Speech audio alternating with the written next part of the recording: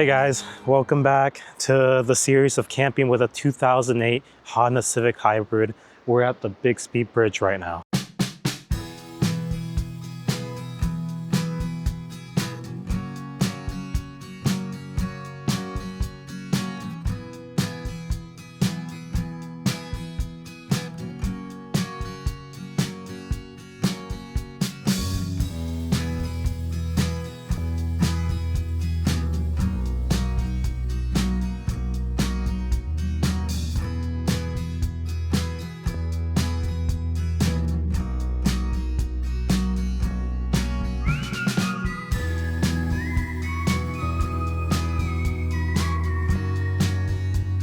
There's no way the Honda could have done this, but the original plan when heading over here was to camp in the Big Sur, and that's if I would have camped in my 2001 Mitsubishi Montero.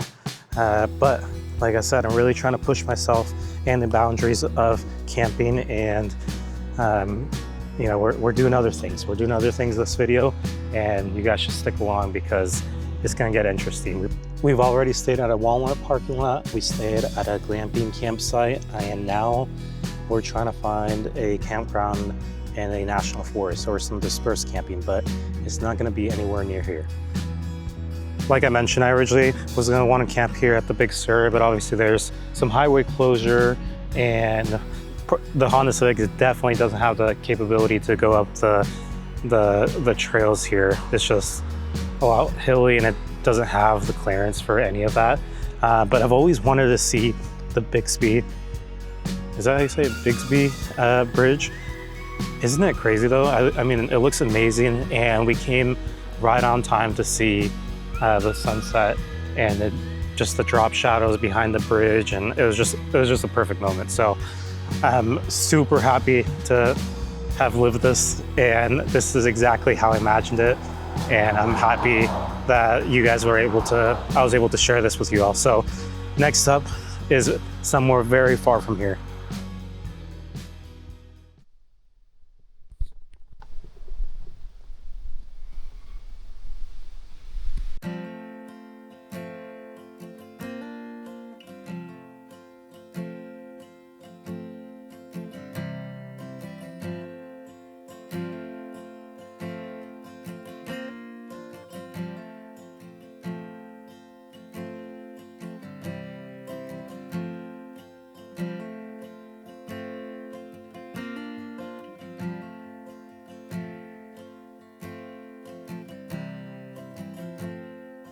So we got here pretty late last night, and thankfully the trail here was really smooth. There's barely any holes. Didn't have to deal with any heavy or big hills.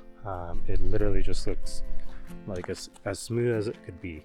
And I looked it up on Onyx before obviously coming here, and the trail was rated easy. So I trusted that and went through it because there was no other option. Because again, there's no camping or car camping or stealth camping within the national forest.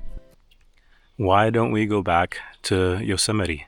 And because we've got a lot planned for you all, and there's a lot of exciting things to see there. But also, this video is about the Honda Civic.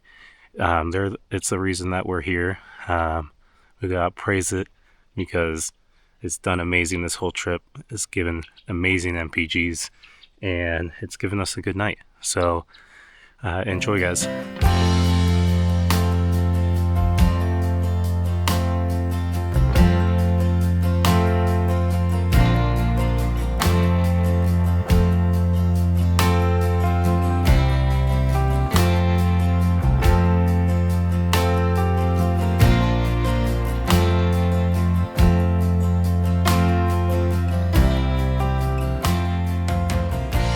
All right, someone correct us if we're wrong, but from the entrance of the Yosemite National Park to Yosemite Valley, back in the day, it took 8 hours just to get to where we're at right now. And it took us probably less than 20 minutes in modern time with the Honda Civic. But look at this 8-hour stage ride from Wawona Road to Yosemite Valley. This specific view is called the tunnel view, and obviously because it literally looks like you're looking through something. So it's pretty cool because you could see pretty much all the main attractions from this view, and it looks crazy. A lot of the rocks are granite as well. I'm a rock fan, but look at this. Look at the bigger one though, and it's like not shaped as a countertop. There's a lot of, I'm sure there's going to be a lot more greater views than this, but to think that someone climbed this back in 1875, George Anderson, if you didn't know, is insane. That's over 150 years ago, and people still try to climb it to this day. So starting to get why climbing may be a big deal, and it's to conquer stuff like this, which is insane.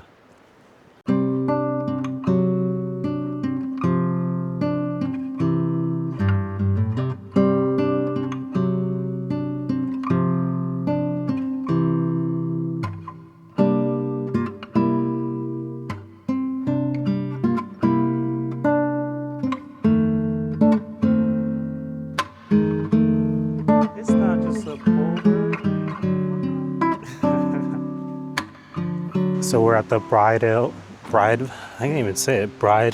Fall.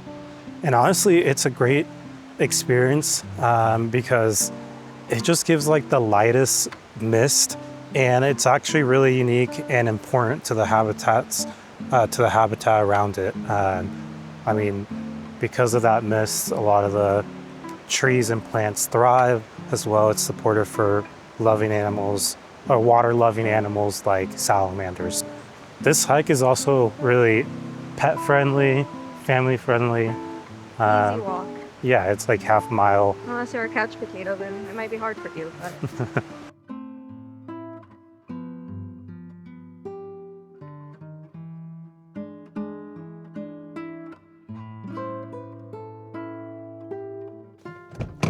this is the view that we wanted to see. Look at this. Actually, this huge tree's in the way. Ready for it?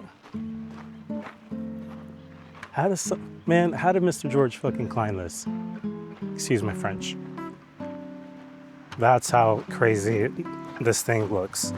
I don't think I even mentioned the name of it, but it's called El Capitan, or the Captain. I'm not sure why it's translated in Spanish, but man, I'm not gonna keep you waiting any longer. Look at this.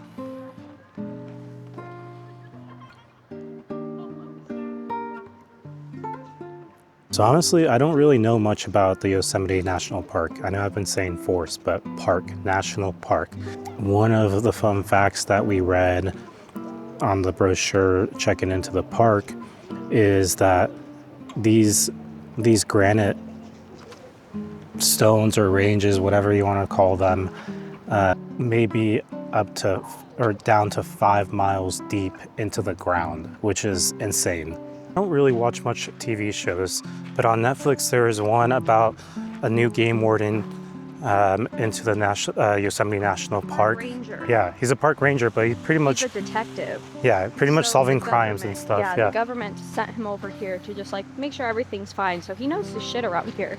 There was an episode where 2 guys were climbing up this rock. She was climbing, and as they were climbing, the girl fell all the way down, and so they're trying to figure out who murdered her. This trip honestly took a lot of inspiration from that to come here because of this big damn rock. So we're freaking here. But can I get sponsored, please? I drink these all the time.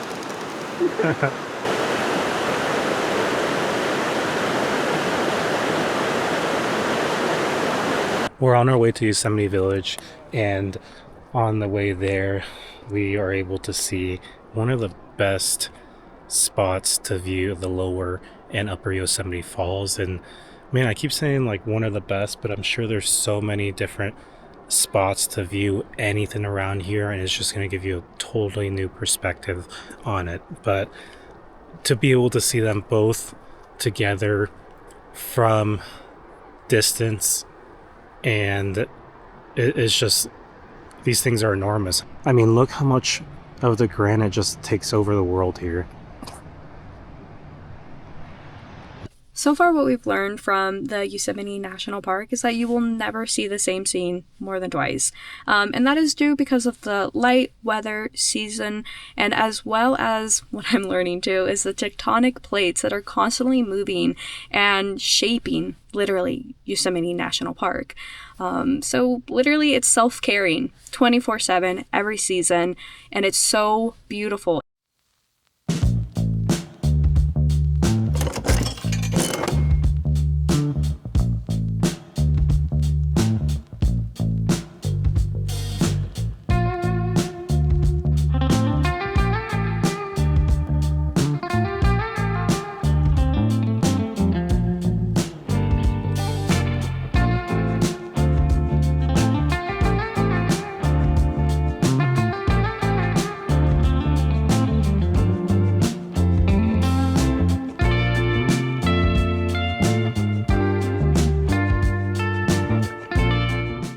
Okay, so I'm really excited because we actually came across the north and the half dome.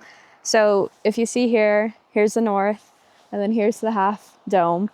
And pretty much American Indians said as a story that it was actually between a husband and a wife that would argue and fight. So it really displeased the spirits, so they turned them into stone. And they are now forever having to face each other across the valley. So yeah, don't mess with the spirits, I guess, unless you want to be turned into one of them. You're camping in active bear area. All right. So you're going to be in a tent. In the car. In the car. Yeah. Anything with the scent has to be out of the car and not left out in the campsite. Only into the bear locker that's provided there at your campsite. So Okay. all food items, even unopened items of food like canned food or canned beverage, need to go in there. All toiletries, soap, shampoo, deodorant, toothpaste, Perfume? perfume, Okay. scent, anything with the scent. Anything with, okay. Even a scented car air freshener. Oh. Could be food to a bear. They don't know it's not food. They just smell it. Mm-hmm. They'll peel the door open, break in, and get to that scent to try and find some calories. They're very calorie driven.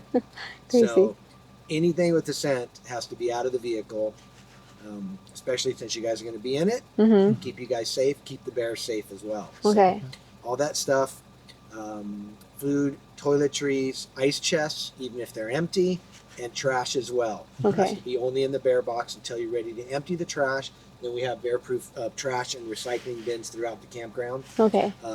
You'll find out pretty quickly we have some big ravens here that love everything as well. Even some items that we would normally tell people to leave out this year. They've been, I don't know if they're particularly mischievous this year, but they're getting into Band-Aids. They're getting into just the clean paper towels. They unroll it, they peck it apart and leave trash everywhere. So That's cool. And they don't care if they come up right next to you. The ravens are very bold. So you know, you don't have to be gone. They do it even when you're there. Okay. So I'll leave this with you. It's a reminder of all the campground rules.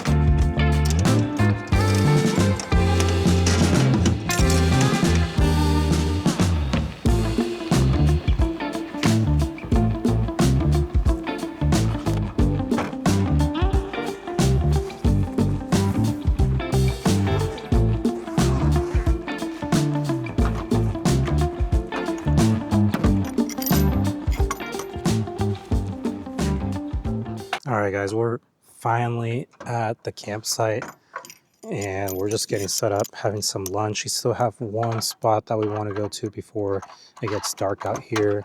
It's probably like 1 to 2 p.m. No, it's probably like 12:30 right now. So we've been doing a lot. We visited a lot already, and there's still like one more like main attraction that we haven't seen, which is Mirror Lake. Apparently there's not much water right now. Most of it comes through the spring, but there's some rainfall water still there, and it doesn't really look like a lake at this point. But the ranger said it's a fun hike, so we're gonna do that after we get some lunch. For lunch, we are gonna have some quesadillas. It's the easiest lunch to ever have. Usually we use melted cheese, but you can also have quesadillas with queso fresco, which translates to part skim milk cheese. We still have some of the salsa from the other night, so we still have some tortillas, and we still have some veggies as well. So gonna throw that all in there, get a quick snack, and then head over to Mirror Lake. Part of the trip where Selena's been with me so long that she's starting to fight me. Brother's annoying. Also, when am I not making quesadillas, right? Every other video, I'm making quesadillas. So, oh my God. You guys definitely saw that. That burned me. Every other video, I'm making quesadillas. And obviously, you could tell I like them very much. They're just so easy to make. And they are tasty. But I've never shown you these kind of quesadillas, in case you've never had them before. This may look gross. There's like water inside of here, and the cheese can break apart easily. That's just what queso fresco is, but it's amazing. We're not even like big cheese snobs or anything like that, but this is just like a must-have if you're gonna try Mexican food, Mexican style quesadillas. Just try it. It could be this one or anything that says queso fresco. You guys don't know this about me, but you might have seen all the different types of pocket knives I've had, and I haven't had a chance to talk to you guys about them before. This one's like one of my first ones I collected. It's a Kershaw pocket knife. I think it's called a Kershaw Leak, and it's a copper one, so it ages with time, kind of like a penny. It just changes color, and because this used to be a lot shinier, so it's one of my favorite ones, and it just opens so nice. And I'm bringing up pocket knives because you got to use them super often at camp. It's like, I wouldn't say it's a necessity, but it's up there. I mean, it makes things a lot easier if you have them, and you don't realize how much you need them until you have one. I don't know why that took me so long to say. Or this type of cheese. So I'm just gonna slice pieces and just put them on the tortilla. Again, this cheese like just crumbles, see? It never melts. So that's kind of how it be when you eat it. Careful, it's heavy.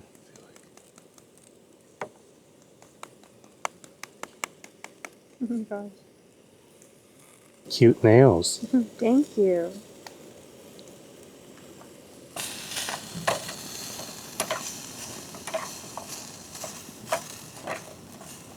Not because I'm begging for a sponsor, but Oregon does have a lot of pocket knife makers located here.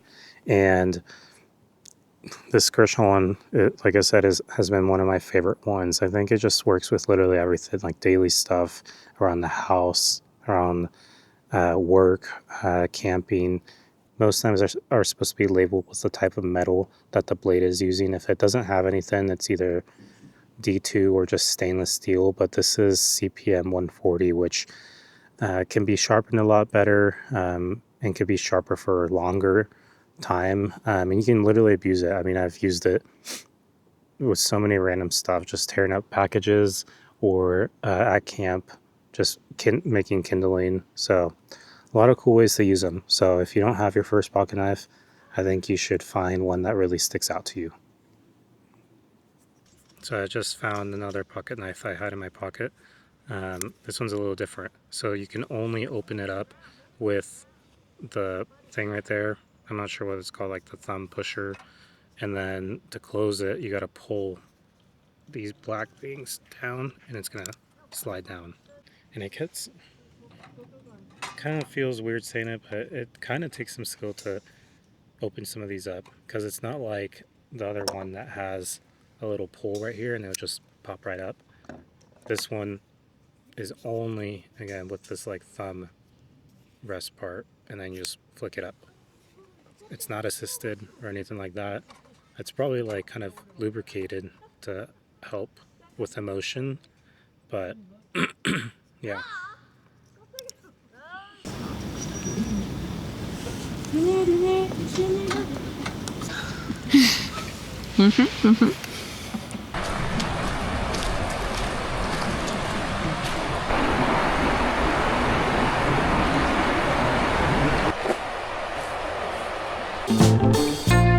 Let's see.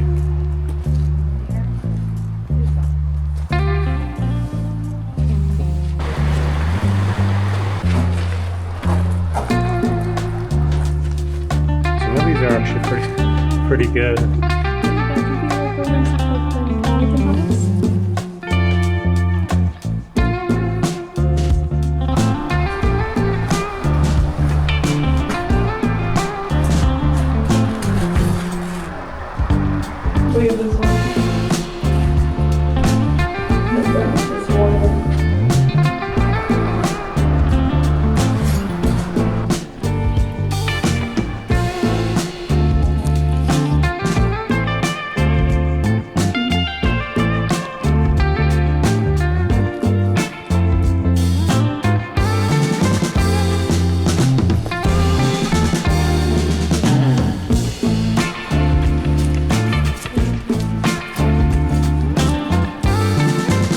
There's so much different here.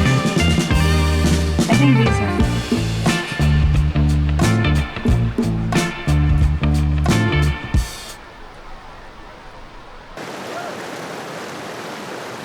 Grab the camera.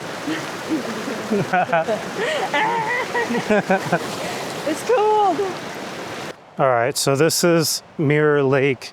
The park ranger said there wasn't going to be a lot of water, and there is kind of quite a bit of water from what I'm seeing. So they must see a lot more water than what is here right now. And obviously they call it Mirror Lake because of the reflections. And right now, I mean, I feel like I was getting better reflections on the other side of the river, and then Selena and I crossed it. Now I can't really catch a reflection right now.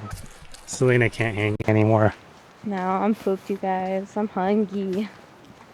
We have no idea if this bus is going to take us where we need to go. So we either saved ourselves from a walk, or doubled it, or even tripled it. We'll see. Some abuelitas hot chocolate, some beans, chicken that's pre-seasoned. We have the salsa, and I feel like we're missing one more thing.